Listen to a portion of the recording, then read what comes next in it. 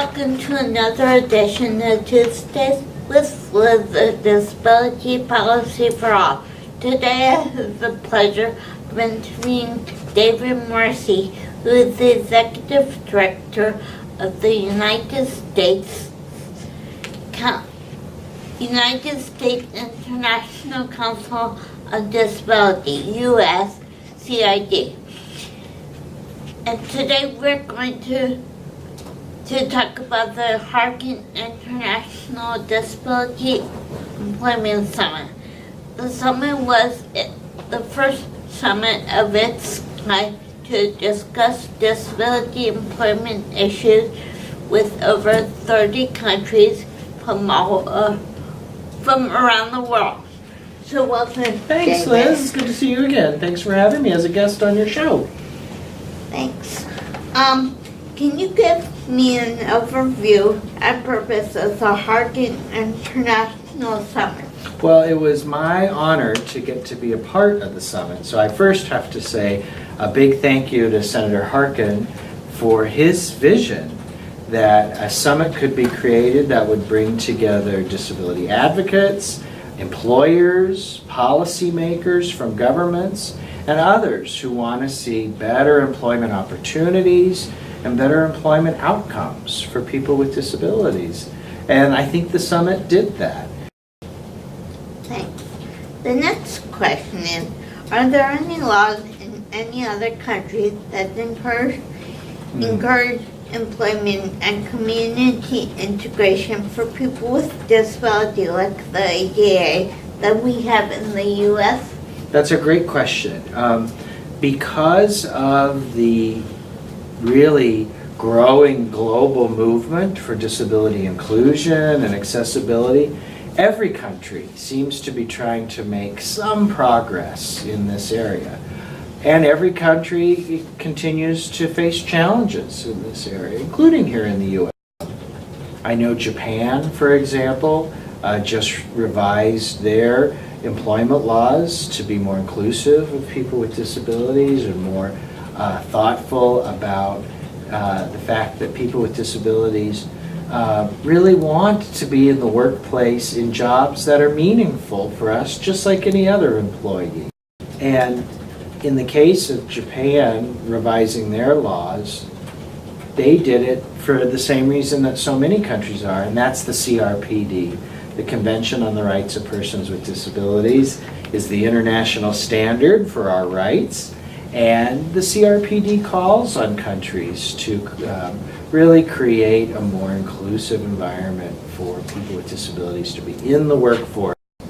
So it's interesting that we're going back to talking about the Convention on the Rights of People with Disability. Yeah. We're talking about employment today, but we have to somehow talk about CGRP. That's right.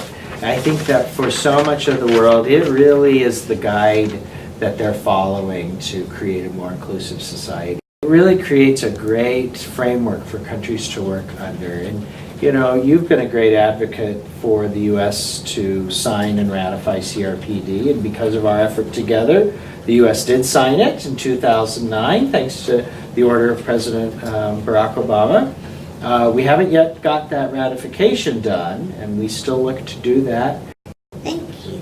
The next question is, which countries provide leadership in employment, and are there any models that we should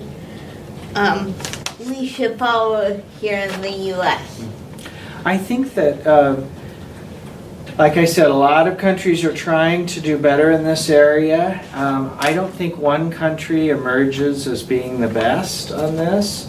There is the opportunity for more practice sharing ideas across borders, and that's why the Harkin Summit wanted to bring together people from China, Colombia, European nations, Kenya, to all share their approaches. And I found listening to all of those different advocates and policymakers from those countries really made the summit so exciting, because we really were putting all the ideas on the table and seeing what works, where can we all do better.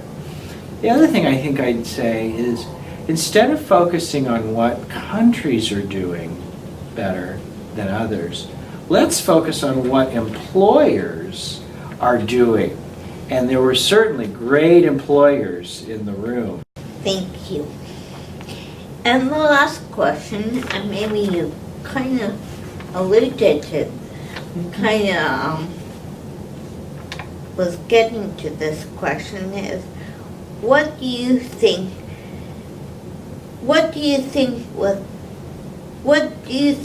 the Harkin Summit accomplished? So I think Senator Harkin's summit really contributed to building a little global community on this issue.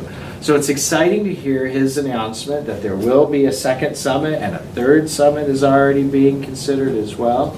I look forward to it getting bigger and to even more experts participating to really make it valuable.